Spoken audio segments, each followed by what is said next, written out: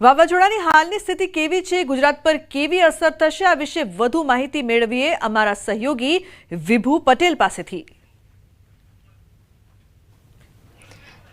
જે લુબના અત્યારે જે વાવાઝોડું છે તેની સ્થિતિ શું છે તેની આપણે વાત કરીશું। જ્યારે પણ બંગાળની ખાડી હોય અથવા તો અરબી સમુદ્ર હોય, આ બંનેમાં જ્યારે પણ સિસ્ટમ સક્રિય થતી હોય છે તેની અસર ગુજરાતના વાતાવરણ ઉપર થતી હોય છે અને ગુજરાતના વાતાવરણ ઉપર વરસાદી માહોલ સાથે જ ભારે પવન અને વરસાદ થતો હોય છે। જો કે અત્યારે એક સિસ્ટમ અરબી સમુદ્રમાં સક્રિય છે અને તેની સ્થિતિ શું છે તે આપણે જાણીશું। આપણી સાથે પાસે છે કે જે વિંડી ઉપરથી આપણે આ માધ્યમ ઉપરથી જાણવાનો પ્રયાસ કરીશું કે અત્યારે ગુજરાતમાં સામાન્યથી મધ્યમ વરસાદની સ્થિતિ જોવા મળશે, કારણ કે આ જે દરિયાકાંઠાના જે વિસ્તારો છે ત્યાં અત્યારે વાદળછાયું વાતાવરણ જોવા મળશે, કારણ કે અરબી સમુદ્રમાં એક વાવાઝોડું સક્રિય છે। આ વાવાઝોડું જ્યારે સક્રિય થયું ત્યારે એ પહેલાં આપણે નવરાત્રિ હતી ને નવરાત્રિમાં અહીં એક ડિપ્રેશન બન્યું હતું। આ ડિપ્રેશન બનતાની સાથે જ અરબી સમુદ્રમાં આ ડિપ્રેશન આવ્યું અને તેના કારણે તેમાં ભેજનું પ્રમાણ વધી ગયું, સાથે જ તાપમાન જોઈએ એટલે કે 26 ડિગ્રીથી જ્યારે તાપમાન વધી જતું હોય છે ત્યારે અરબી સમુદ્ર હોય કે બંગાળની ખાડીમાં હોય તેમાં સાયક્લોન સક્રિય થતું હોય છે અને આ સાયક્લોન સક્રિય થતાની સાથે જ અત્યારે ઓમાન તરફ જઈ રહ્યું છે અને અત્યારે અહીં આ વાવાઝોડું આખું સક્રિય છે। પરંતુ જે કહી શકાય કે દ્વારકાથી 720 કિલોમીટર અને નલિયાથી પણ 720 કિલોમીટર આ વાવાઝોડું દૂર છે, કેન્દ્રિત છે અને તે હવે આવતીકાલે એટલે કે 24 કલાકમાં આ વાવાઝોડું છે તે ગુજરાત તરફ ફરી યુટર્ન લેશે તેવો અત્યારે ટ્રેક છે તે બતાવી રહ્યો છે, કારણ કે જે ટ્રેક બતાવશે અને ત્યારબાદ ફરી એક વખત આ ગુજરાત તરફનો જે ટ્રેક રહેશે તો એ વાવાઝોડું નબળું પડી જશે, કારણ કે આ યુટર્ન લેશે ને એટલે એની ગતિ છે થોડી સ્લો થઈ જશે। અત્યારે 135 કિલોમીટરની ઝડપે પવન ફૂંકાઈ રહ્યો છે, પરંતુ 80 થી 90 કિલોમીટરની ઝડપે પવન થઈ જશે, નબળું પડી જશે। પરંતુ અત્યારે સિવિયર સાયક્લોન છે અને સિવિયર સાયક્લોનમાંથી સાયક્લોન ફોર્મમાં આવશે, પરંતુ જ્યારે ડિપ્રેશન બને ત્યારબાદ ડીપ ડિપ્રેશન બન્યું, ત્યારબાદ સાયક્લોન બન્યું અને ત્યારબાદ આ સિવિયર સાયક્લોન બન્યું, એટલે ફરી હવે એ સાયક્લોનના ફોર્મમાં આવશે, ત્યારબાદ ડીપ ડિપ્રેશન બનશે, ત્યારબાદ ડિપ્રેશન બનશે, ત્યારબાદ લો પ્રેશર બનશે અને ત્યારબાદ અપર એર સાયક્લોનિક સર્ક્યુલેશન બનશે।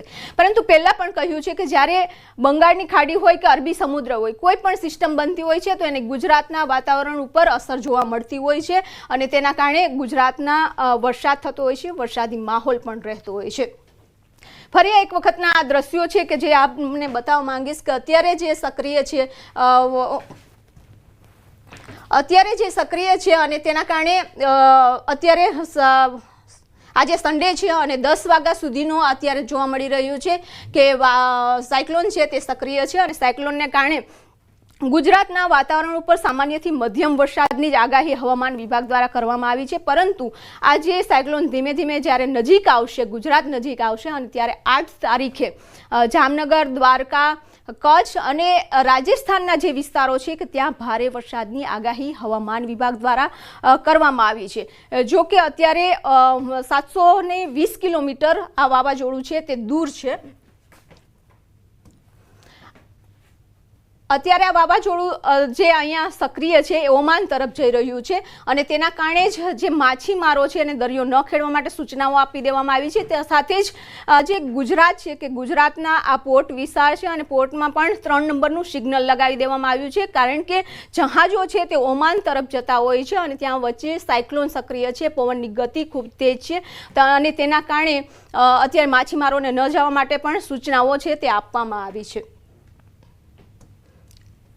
ફરી આ જે સાયક્લોન સક્રિય થશે એટલે કે ધીમે ધીમે ગુજરાત તરફ આવશે અને અત્યારે આપણે સ્થિતિ જોઈએ છે કે ગુજરાતમાં નવરાત્રી દરમિયાન પણ વરસાદ થયો અને તેના કારણે ખૂબ જ મોટું નુકસાન છે તે જોવા મળી રહ્યું છે।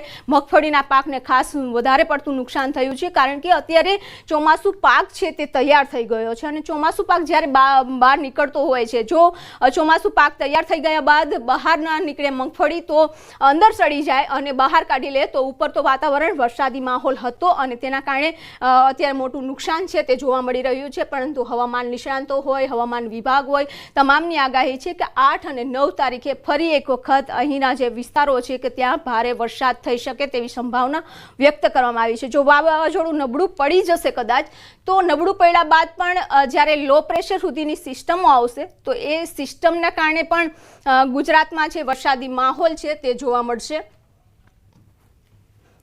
ફરી અત્યારે આ જામનગરનો વિસ્તાર છે, દ્વારકા છે, કચ્છ છે, કારણ કે કચ્છમાં પણ અસર થવાની છે અને આ જે સારે સિસ્ટમ સક્રિય થઈ છે અને એ સિસ્ટમના કારણે જ્યારે અહીંથી જે ચોમાસું હતું એ ચોમાસાએ વિદાય લેવાની શરૂઆત થઈ ગઈ હતી, પરંતુ આ ચોમાસાને અત્યારે વિદાયની જે લાઈન છે તેને બ્રેક લાગી ગઈ છે, કારણ કે સિસ્ટમ સક્રિય છે અને એ સિસ્ટમ જ્યારે રિમૂવ થશે ત્યારબાદ નબળી પડશે, ત્યારબાદ ફરી એક વખત ચોમાસાની વિદાય લેવાની શરૂઆત થશે.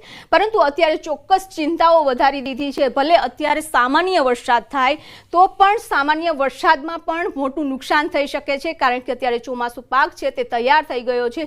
જો આ સિસ્ટમ ચોમાસા દરમિયાન બની હોય તો એક આશીર્વાદ રૂપ નીવડે છે, પરંતુ અત્યારે જ્યારે સ્થિતિ છે ચોમાસાની કે વિદાય લેવાની અને વિદાય લેવાની સ્થિતિમાં જ્યારે વરસાદ થતો હોય છે ત્યારે ખાસ કરીને ચોમાસા પાકને ખૂબ જ મોટું નુકસાન છે તે પહોંચાડી રહ્યું છે. ભલે વાવાઝોડું નબળું પડી જશે, પરંતુ સામાન્ય વરસાદ પણ જે મગફળીના પાકને છે મોટું નુકસાન કરી શકે છે.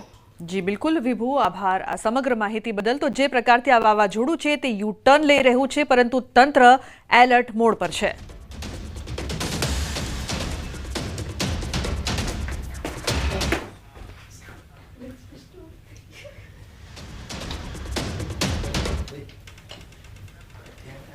તો પોરબંદરમાં વાવાઝોડાને લઈને એલર્ટ આપવામાં આવ્યું છે. પોરબંદરના દરિયામાં કરંટ જોવા મળી રહ્યો છે. માછીમારોને દરિયો ન ખેડવાની પણ સૂચના આપવામાં આવી છે. બંદર પર 3 નંબરનું સિગ્નલ લગાવવામાં આવ્યું છે. તો પોરબંદરમાં તંત્ર એલર્ટ છે. ખાસ કરીને માછીમારોને દૂર રહેવાની પણ સૂચના. 3 નંબરનું સિગ્નલ લગાવવામાં આવ્યું છે. વાવાઝોડાને લઈને એલર્ટ મોડ પર પોરબંદરમાં પણ તમામ લોકો જોવા મળી રહ્યા છે. તો પોરબંદરના દરિયામાં કરંટ પણ જોવા મળી રહ્યું છે. જે પ્રકારથી શક્તિ વાવાઝોડાને લઈને એલર્ટ છે. શક્તિ નામનું વાવાઝોડું જે અરબી સમુદ્રમાં હાલ જે કહી શકાય કે સક્રિય છે, તે વાવાઝોડું જે ગતિએ આગળ અત્યારે હાલમાં તો કહી શકાય કે ઓમાન અને જે ગલ્ફ તરફ જે જતું જોવા મળે છે, પરંતુ ક્યાંક ને ક્યાંક આ જે વાવાઝોડું છે તે ફરી સૌરાષ્ટ્રના જે દરિયાકાંઠાના વિસ્તાર છે તે તરફ પણ તેની અસર ક્યાંક ને ક્યાંક જોવા મળે. અને પવન અને વરસાદની પણ જે રીતે હવામાન વિભાગ દ્વારા આગાહી કરવામાં આવી છે તેને લઈને પોરબંદરની વાત કરીએ તો પોરબંદરની જે આપ જોઈ શકો છો કે દરિયો જે છે તે પોરબંદરના દરિયામાં જે કરંટ છે તે કરંટ જોવા મળી રહ્યો છે. જોકે વાવાઝોડાનો અને જે સાયક્લોનનો જે પવન અને જે કરંટ હોય તેવો નથી જોવા મળતો, પરંતુ ક્યાંક ને ક્યાંક થોડે ઘણે અંશે દરિયામાં પણ દરિયો રફ હોય તેમ લાગે છે. પરંતુ હાલ તો સતર્કતાના કારણે પોરબંદરના જે તમામ જે માછીમારો છે તેઓને દરિયામાં માછીમારી કરવા માટે ન જવા માટે તંત્ર દ્વારા સૂચના આપવામાં આવી છે. સાથે જ 3 નંબરનું જે સિગ્નલ છે તે પોરબંદરના બંદર પર લગાવવામાં આવ્યું છે છેલ્લા ઘણા દિવસોથી.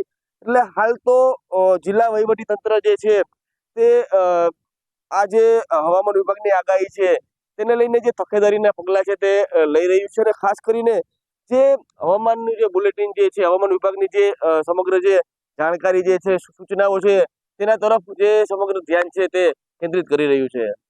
પ્રતિશ સિનુ, ન્યૂઝ 18 ગુજરાતી, પોરબંદર.